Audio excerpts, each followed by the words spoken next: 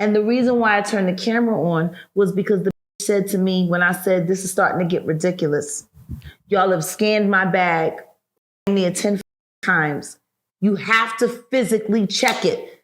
Please grab my things and let's check my bag so I can get my flight. They refused to check my... No, we just got to send it back through. Playing games. It seems intentional. I looked at her and I said to the one that was waving in the beginning of the video after Paw. Yeah.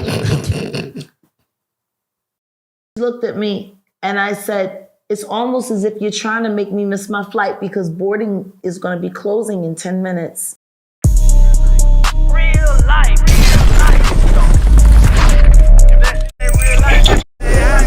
It ain't real life.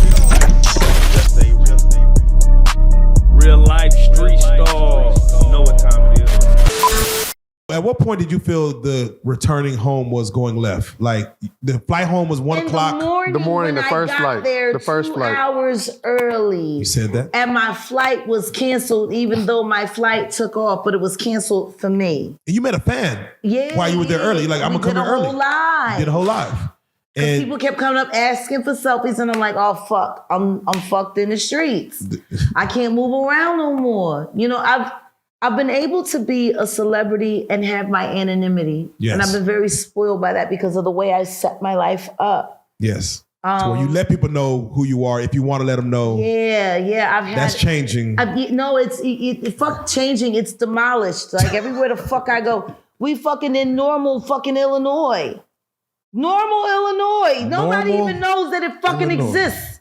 And we're getting spotted in normal. Yeah. And we're anything but. I pull up on you at Love Field, and sure enough, guy, I know you are. We can't go anywhere. So you feel like it's going wrong.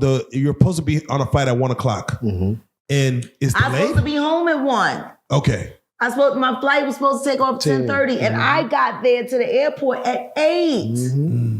I was early, and then they changed the gate, and then they changed this. And Miss Wright, we have to take you here for your safety because the fans are fucking with you. And then the next thing you know, my flight is canceled, and I gotta fly to Denver, and it's gonna take me a day to get back to Dallas. And I'm like, I might as well just buy another fucking one-way ticket, get a direct flight.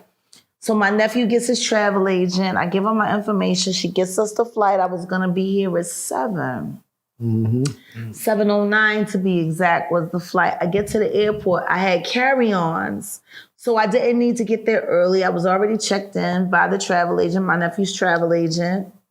Everything was fine. I was okay. And then I get through security, and you know the scanner thing where you got to put your hands up and they do the thing. The dude looked at me and was like, you ain't got to do that. Walk around here. And I looked at him and I was like, thank you for that. Thank you for not letting them scan me. Now, I thought that part was interesting. So I walks around and I'm standing there waiting for my bags to come because I'm trying to get on my flight and get fucking home because we got to come here to the studio. I couldn't wait to bring y'all your big ass teacup. Yeah, thank you for that. That's all she kept saying. Baby, I got souvenirs for everybody. No, she said it. She said, come on. I'm bringing gifts. She said it. It's been the first time I bought souvenirs in almost a decade. Oh my God, bless her. That makes it even more. No, because I did so much traveling, and every time I would travel, people bring me here, bring me this, bring me that, and I was like, you know what, fuck y'all. No, and I'm gonna get you to sign it. I know we have a sharp. I'm gonna get you to sign that cup before we leave. Absolutely. So anyway, go ahead. So this was the first time I bought souvenirs for my family, and y'all are a part of that. And I got so excited because I'm like, oh my God, I have a reason to buy souvenirs again. And going to the souvenir shop. And I got myself some gloves, and I'm so glad that I did because who knew I was going to need them in a couple hours.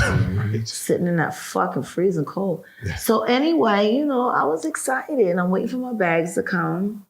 And then the next thing I know, when it came to my bag, they stopped, pulled it out, and then they put it back through. And I'm like, okay. Not normal at all. And then they stopped, and then they pulled it out, and then they put it back through. Third time, they bring it through. I say, is there some kind of issue with my bag? Because if so, we can just examine it. Because I'm telling you, I packed it perfect, and I need to get my flight. And they say, Yeah, we got to run it again. We're training her, that old white bitch. Oh, wow. Yeah. They said, we're training her. And I said, well, don't you think this is an inopportune time? This is like the busiest time. It's like rush hour traffic at the airport. I don't think this is the time for trainees. Can you please scan the bag and let's go? And, if you keep, no, we just got to run it again. I've never heard. So then they run it 3 more times. They had ran my bag actually 7 times before I turned the cameras on. And the reason why I turned the camera on was because the bitch said to me when I said, this is starting to get ridiculous. Y'all have scanned my bag damn near 10 fucking times. You have to physically check it. Please grab my things and let's check my bag so I can get my flight. They refuse to check no, we just got to send it back through. Playing games. It seems intentional. I looked at her and I said to the bitch, the one that was waving in the beginning of the video after Pawpaw. Yeah. The bitch looked at me and I said, it's almost as if you're trying to make me miss my flight because boarding is going to be closing in 10 minutes. I would like to catch my flight. I need to get home. I need to get to my medication. She said, well, crazy bitch, you should have thought about that before you decided to fly out of fucking Chicago because you're not going anywhere, ho. That's what that white bitch said to me. I lied to you, not off camera. And I said, that's it. Up come the fucking camera. And then everything, the 7.5 minutes that you saw after that, up until they said that they was going to take me to see the doctor. You're going to see the doctor. Yeah, we saw that. And I'll let the audience go watch that as they will. But fucking Paw and his fucking stepping fetching ass. I'm trying to make sure these kids behind you is okay. These kids. You don't give no fuck about the kids, Paw. But you are famous, and I told you was going to be famous, Paw. You on thumbnails everywhere.